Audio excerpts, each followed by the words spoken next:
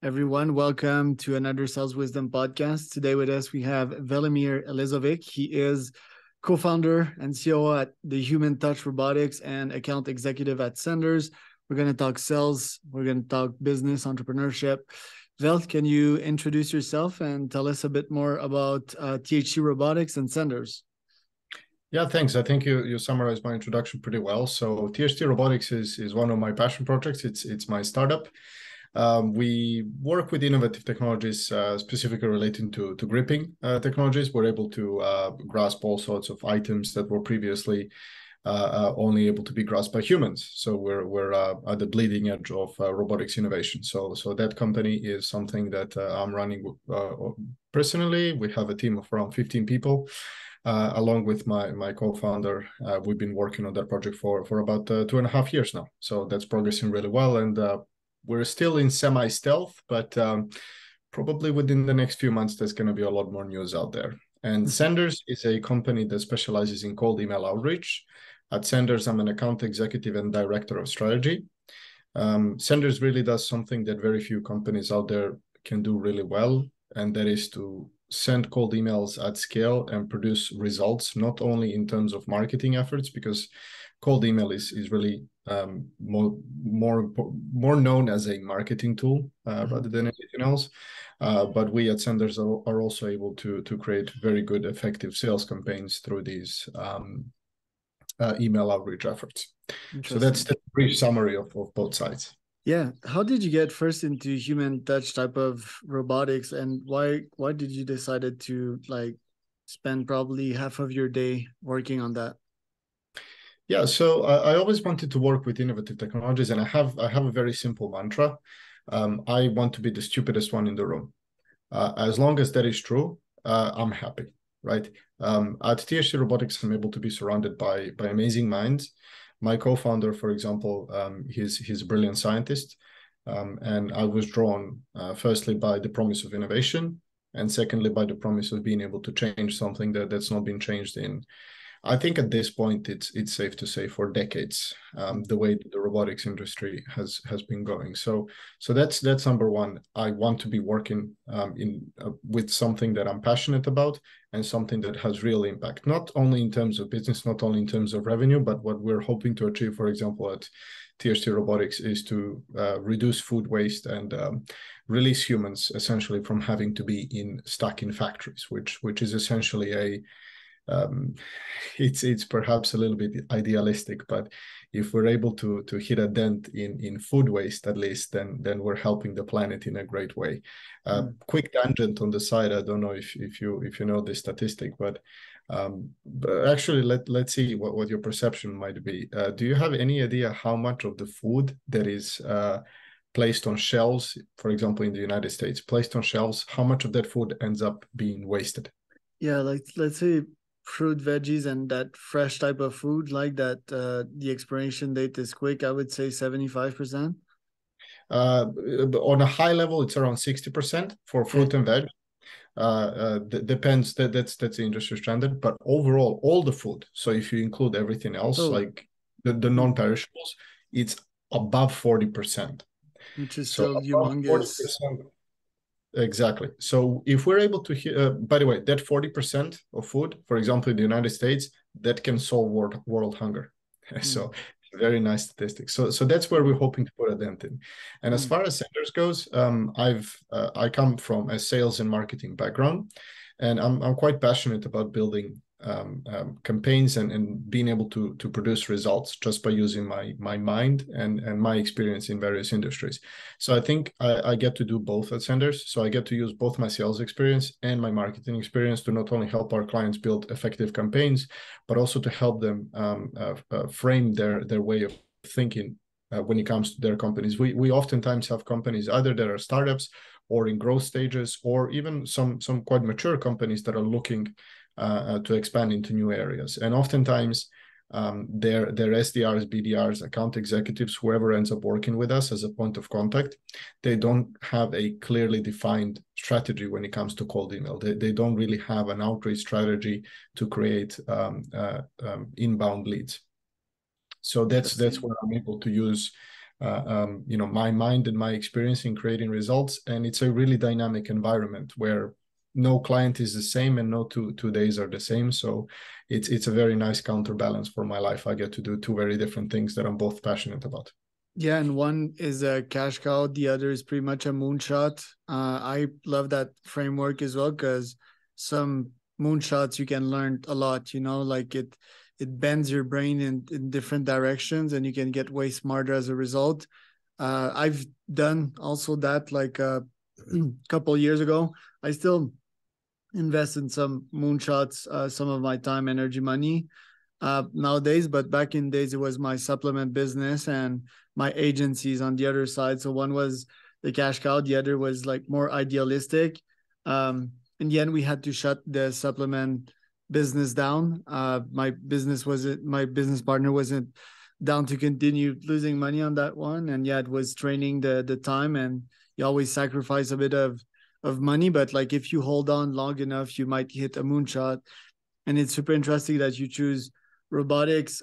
Yesterday or the day before, Elon announced, well, he predicted that there would be like more robots than humans on Earth in a couple of decades from now. So, and with all the strides that we're seeing with AI, I think it's going to be possible. Just that with AI, and software, it's always harder to do like physical things with bots. We've seen Boston Dynamics, which is like super interesting.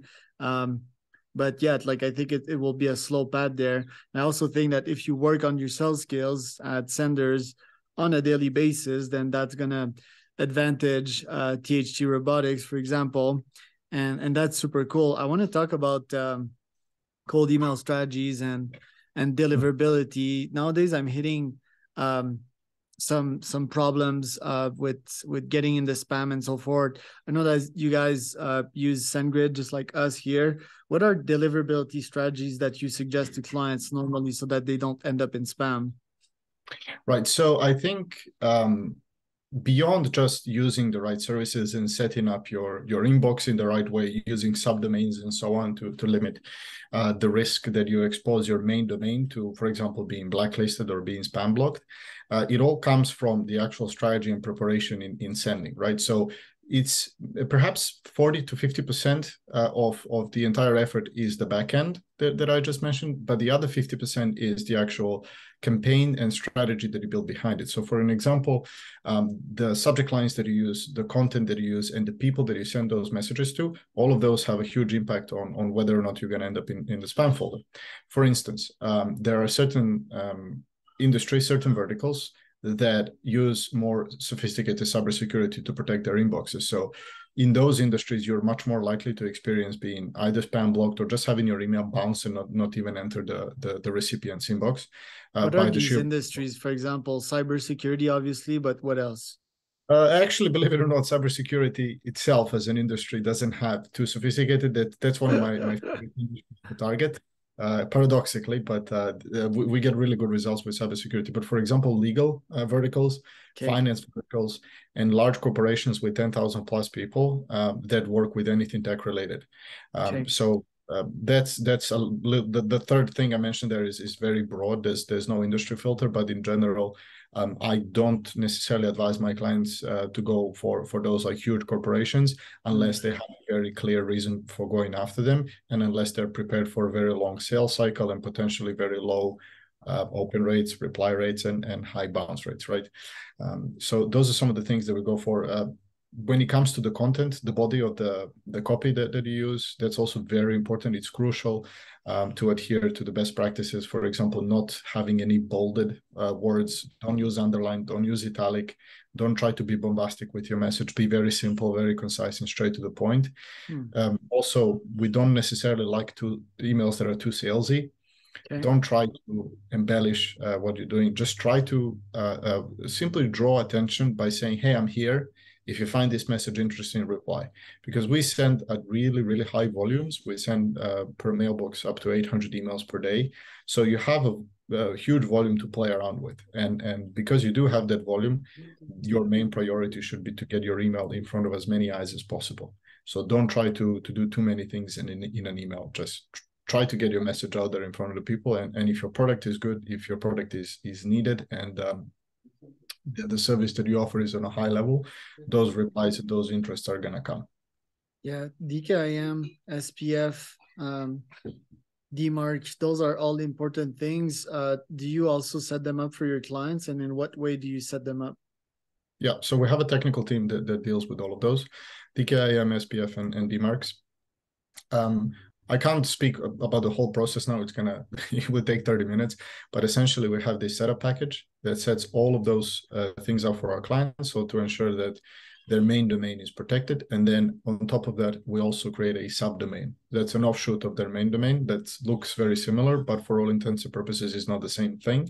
So that if we do encounter high blockage, high spam rates, and so on, we call that being blacklisted. We can substitute it with a different subdomain, and thus we don't endanger the main domain in any way. Yeah. An important thing to know there is that even if you do get spam blocked, even if you do get blacklisted, it's not the end of the world.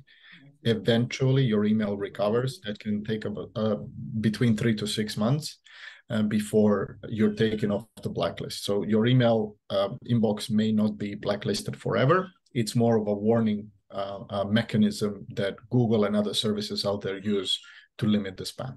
Okay. And is DMARC also important, or is it just to signal like the emails that are coming back? Does it influence the open rate and so forth, or is it just like to signal, hey, like this email got returned because of?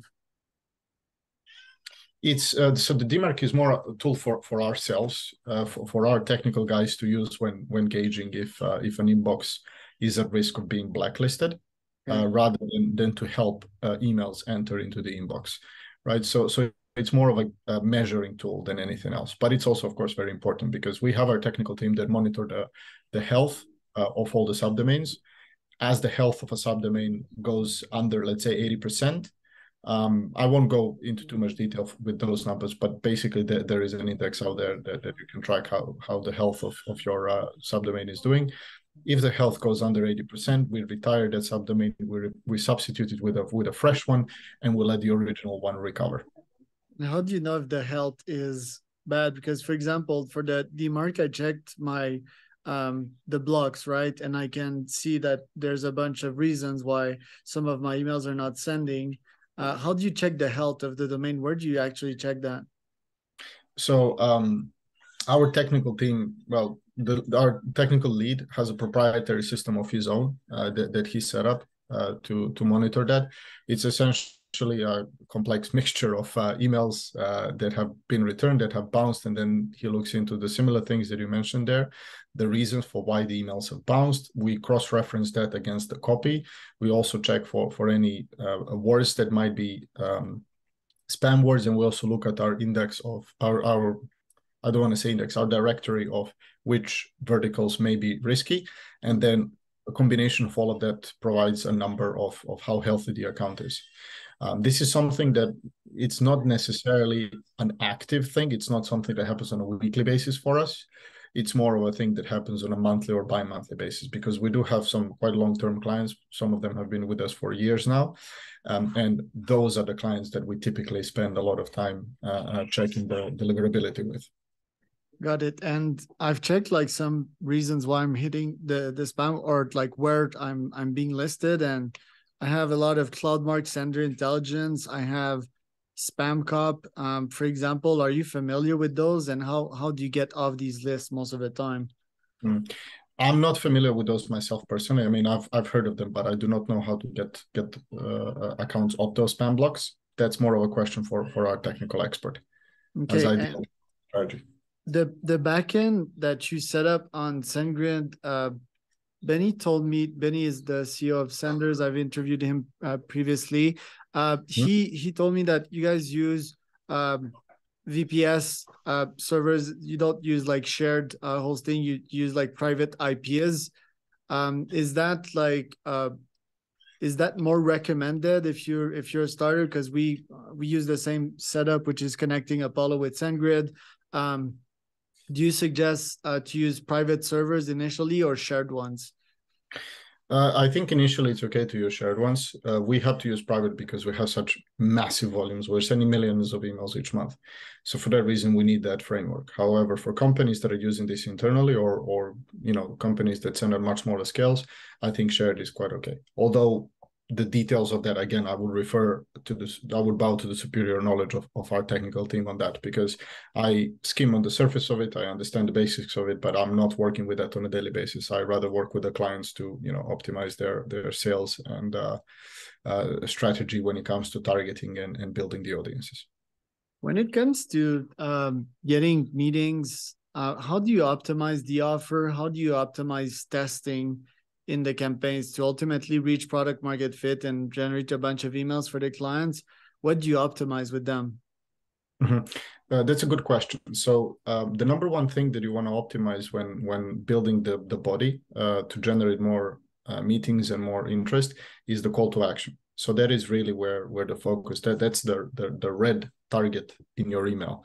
Depending on what the job title is, what the seniority of the recipient is, you may use different methods. I like to have a softer CTA for higher level titles, where I just want to perhaps share some information or perhaps provide an infographic or offer the reader to visit our website or to visit the client's website.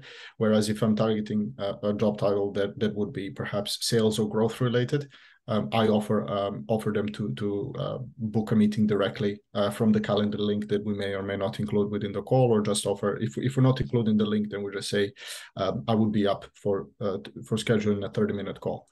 The thinking there is that the higher level titles, for example, they don't typically have the time to book ad hoc meetings out of nowhere. So rather, if the content of the email is interesting to them, they may want to receive more information. And then what they do with that information, they typically forward it to someone else within their organization. So that is how you get a meeting. For example, CEOs of companies, let's say 200 plus, they simply don't have the time to sit down and meet with you. So if they find your content interesting, they review it, you send supplementing data, which they then forward either to their assistant or to SDR, BDR, AE, whoever it is, and then you book a call like that. Whereas the growth and sales people, that's their job, is to book calls and to look for new avenues to expand their business or to find new services that may complement what they're doing. They prefer to have calls. So the lesson there is just to adjust your CTA towards the recipient. There's many different variations of it. There's many different job titles out there, but that's a high level pair of examples there. What offers have you seen working quite well with your clients? Offers in terms of CTA or offers in terms of the product that our clients are offering? Yeah, the product and the offer. For example, me offering a guarantee, or me as an agency helping Norway agencies getting more meetings in the US, for example. Right. So actually, the latter one you mentioned do not work very well. It really depends on which region you're going for. Services that offer, I want to say, digested content or digested. How do I phrase this that everyone is going to understand? So I'll give an example, perhaps that's better. So we have a bunch of clients that streamline the communication, for example, when it comes to between different segments of a company's team, or streamline the communication with their CRM internally and externally, right? So services like that offer more digested communication or more digested content to the users on both sides, customer facing and intra-company facing. Those have been very popular in the last, let's say, 6 months, because as larger companies are scaling, as companies are exiting their startup phase, they need to streamline their communications, for example. So any company that offers any kind of support or help there, that works. Companies that offer dashboards, companies that offer data processing and data segmentation, data understanding, those are all very popular and they're doing pretty well. Companies that have verticals that have been struggling, for example, are recruitment verticals. Simply because, well, the big companies have been doing some layoffs and there's been, obviously scaling back in terms of labor and employment. And smaller companies are favoring to do recruitment internally because smaller companies these days, new startups and so on, they like to vet each new team member personally. So it's a much more challenging sale to smaller companies to come as a recruitment company and say, hey, we can help you find recruits. They prefer to find those recruits themselves. So perhaps those examples might give our listeners an idea. For the staffing market, I guess, there's always exception, but typically speaking, there's also more quality candidates available. Um, Companies, they laid off talent not only because the talent were like not meeting the KPIs. After all, they vetted these people, and normally they're cream of the crop. It's just that, like, yeah, their investors were asking like for better returns. So I think they had to lay off a bunch of people. They had to return back to reality. As a result, there's like a bunch of talent available in the market, and as a recruiter, you can like create these talent hubs and vet like super good talent and offer them to startups at a lower price. Hey, I have this Facebook engineer. He was previously paid 175K per year. You can have him for 100K. I think that can be interesting, and also like innovative SaaS for HR. So I think, yeah, generally speaking, the trends you're mentioning is true, but I also think there's opportunities out there. And also, like, what kind of offered like specifically tend to work better, like, because you talk about call to actions of just booking a call, but did you find that like suggesting an audit was working? Did you find that, hey, I will do this Loom video for you showing you around or tool, or hey, let's book a demo? What kind of more elaborate call to action than, hey, let's just have a 15-minute Zoom call, have you seen working?